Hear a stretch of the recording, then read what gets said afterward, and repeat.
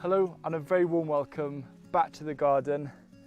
I'm currently doing a big beetroot harvest and harvesting all sorts at the moment, and we've had a lot of windy weather. In fact, some people are saying that it's the windiest it's been in August for decades, and there hasn't been too much damage. The biggest thing has been the runner bean structure being blown over, but nothing that we can't mend.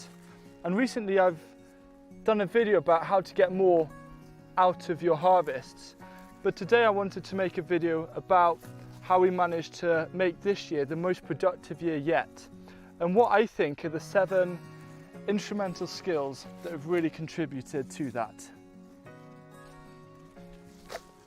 The first skill is arguably the most important one, because it's all about soil and soil health. Because when you have a healthy soil, it does so much of the work for you. It helps control pest and disease issues, and also it provides vital organic matter for all of the soil life that is needed.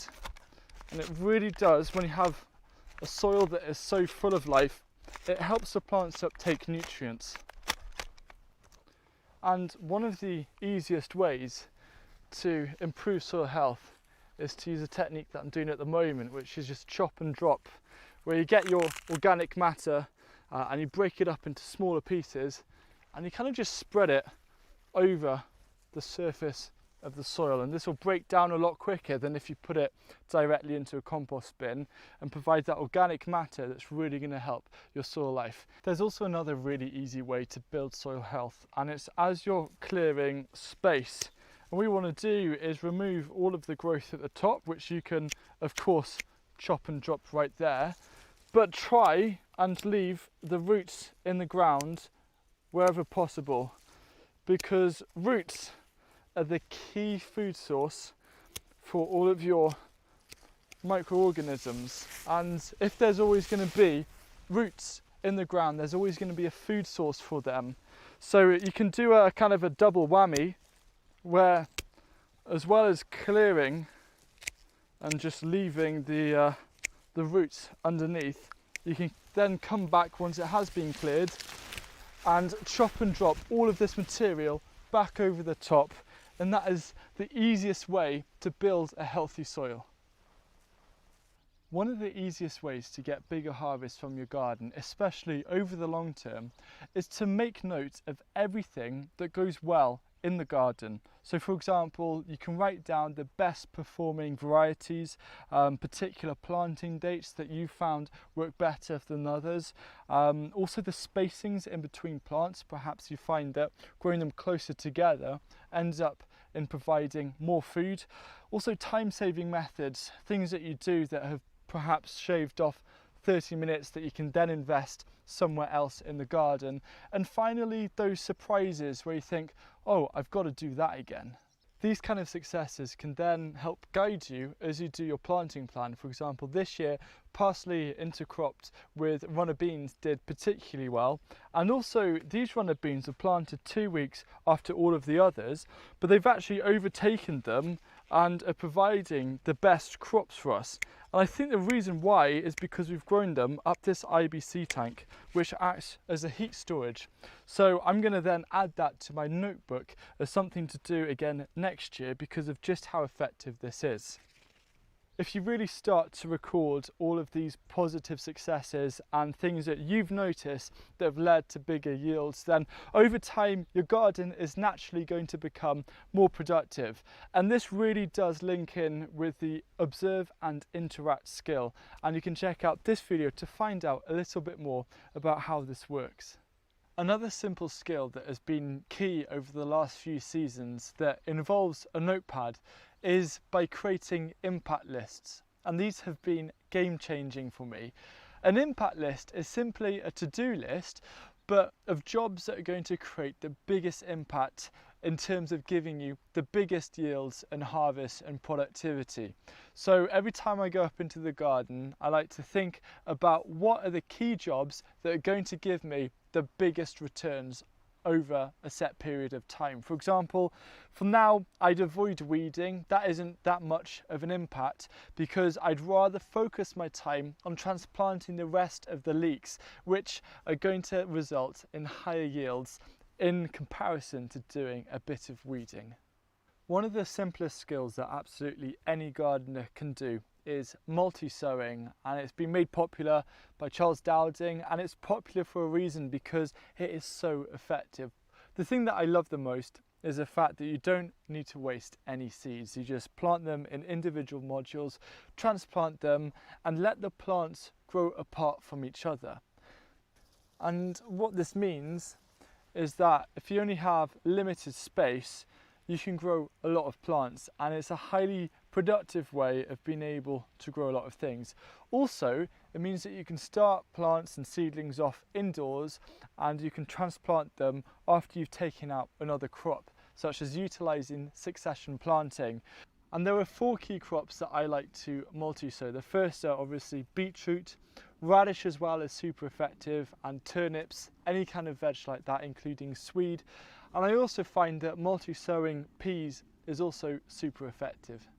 Polyculture inspired planting is another fantastic skill to really improve and boost the harvest, and has really helped this garden.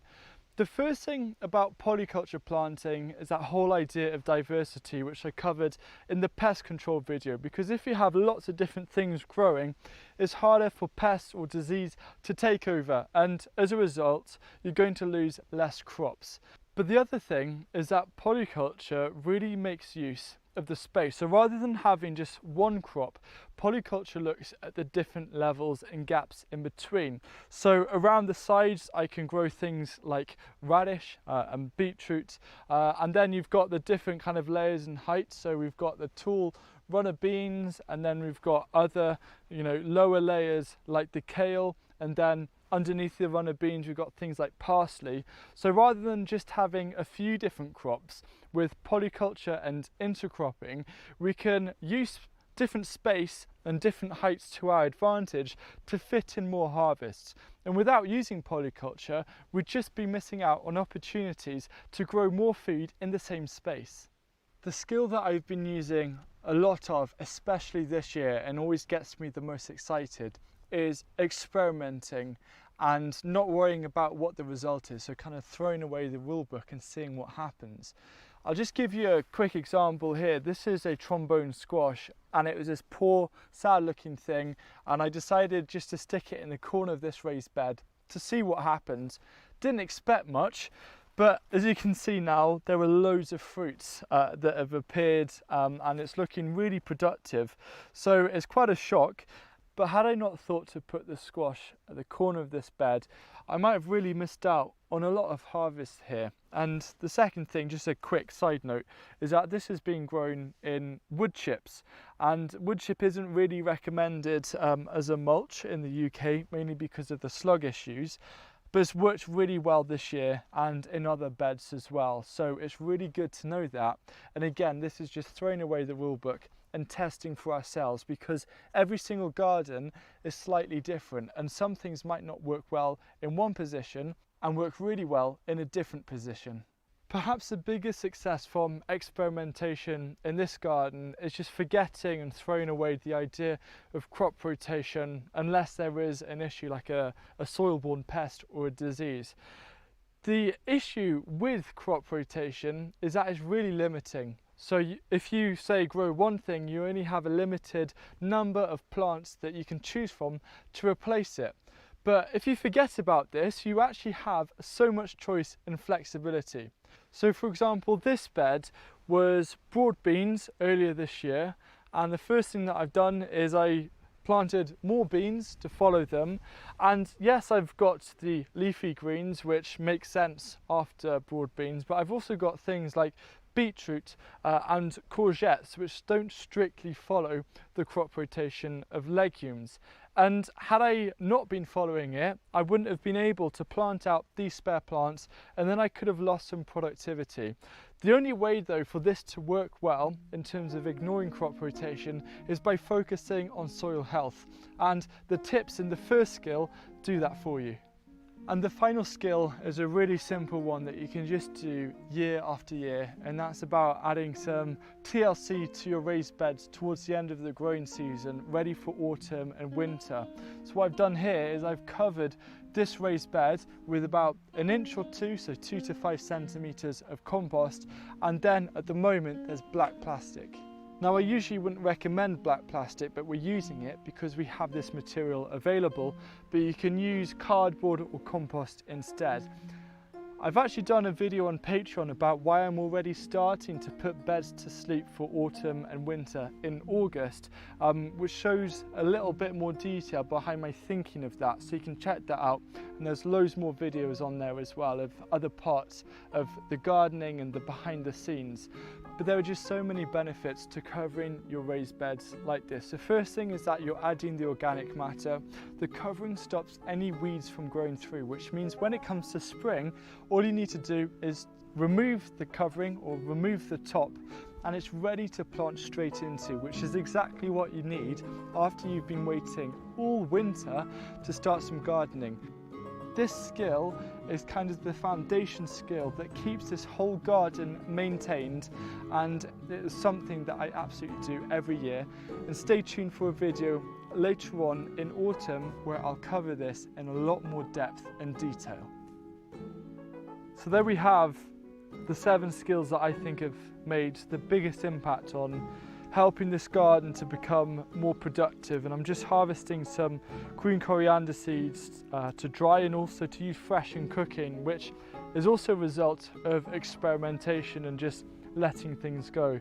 So I hope you found this useful, and I'd be really keen to find out if there's any skills that you have in particular that have really helped to influence your garden to make it more productive. I'd love to hear it down below in the comments, and I look forward to seeing you guys again soon. Goodbye.